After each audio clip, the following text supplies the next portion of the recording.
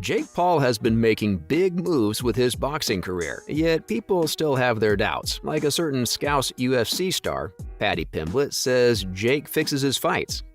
Even beating the Brazilian mixed martial artist Anderson Silva wasn't a big enough feat to get people to stop questioning him. In an interview with Pub Talk, Pimblett actually spoke highly of the YouTuber-turned-boxer at first, but then the Scouse UFC star added that he thinks Paul fixes his fights, and even Paddy talked about how Jake's been training. He admitted that the boxer from Ohio could probably take some pro fighters down. Clearly, the UFC star does recognize Jake Paul's boxing abilities. But he also added that the problem child has no limits when it comes to funds, and having more money definitely helps. In fact, he even talked about how Jake doesn't need to have a job because the man gets to practice boxing as much as he wants to.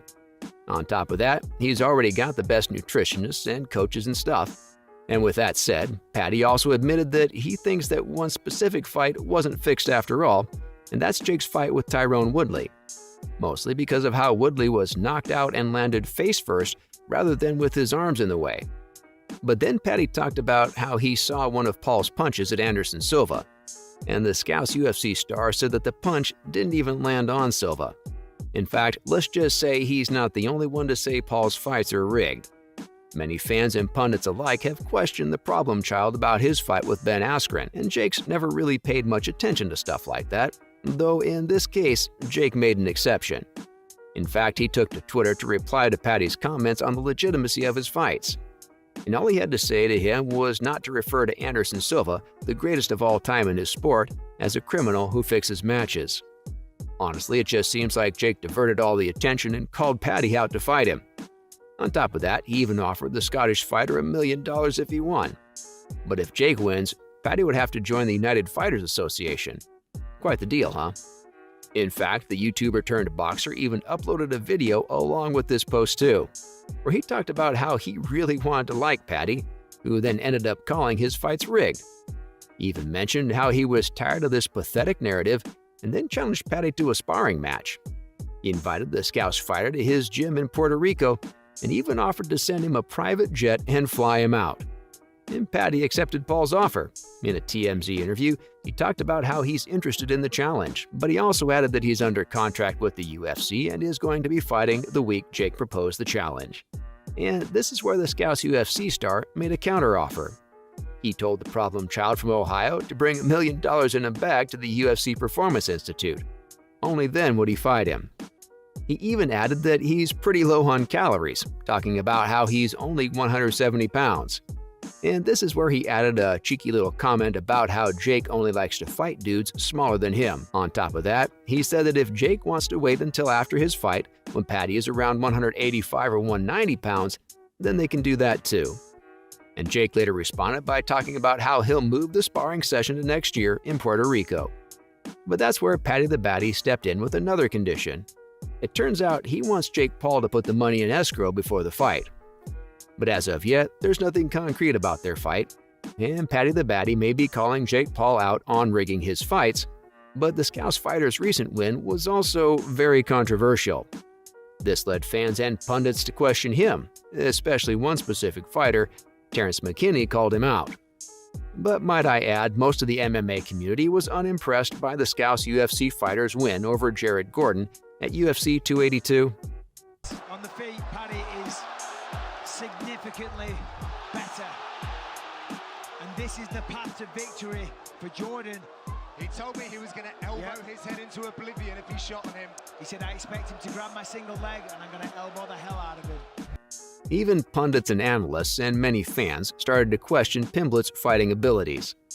And this included new and upcoming fighters like Terrence McKinney, who's more confident than ever now that he can take on Pimblett.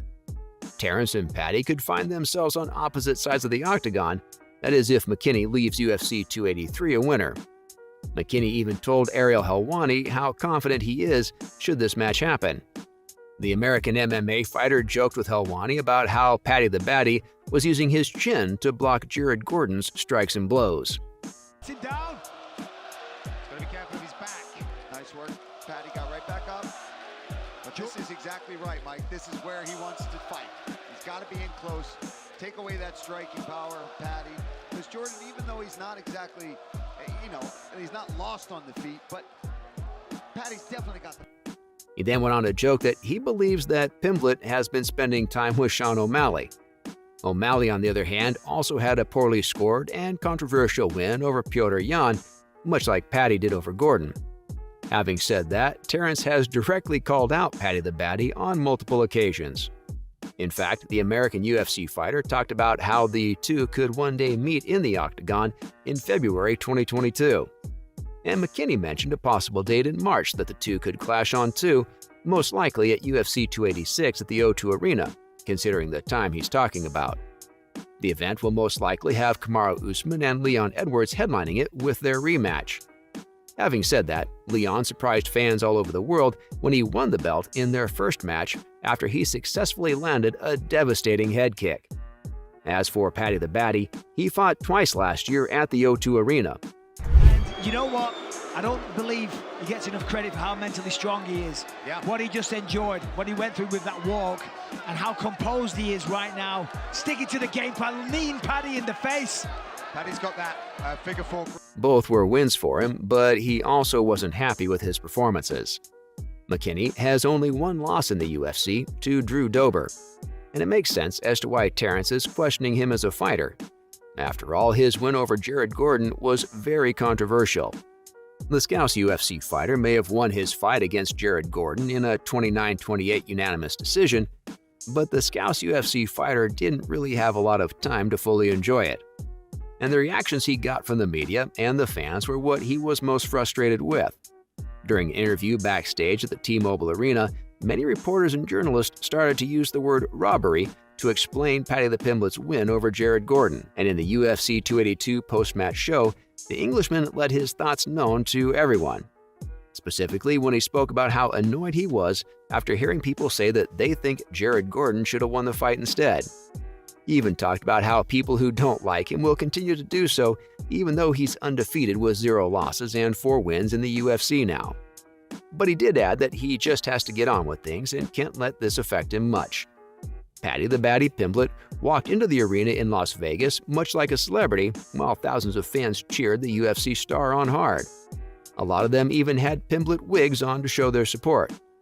He was given a walkout that usually is reserved for even headliners. And after the fight, when the controversial decision was announced, the entire crowd seemingly blew up. Though a few boos here and there could already be heard as an indication of what was to come for Paddy the Baddy.